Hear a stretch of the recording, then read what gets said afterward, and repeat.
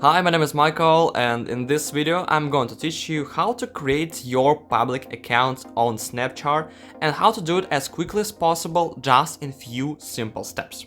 So, the first thing which you have to do is to open your Snapchat app.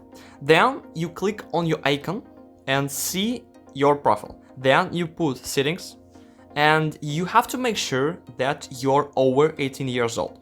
If you are younger than 18 years old, you can choose it here in the settings. Make sure you're older. Then we come back to our settings and scroll down our profile. Here you can see a create public profile button. We click on it, we put continue and click get started and create. That's all what you have to do in order to create your public profile.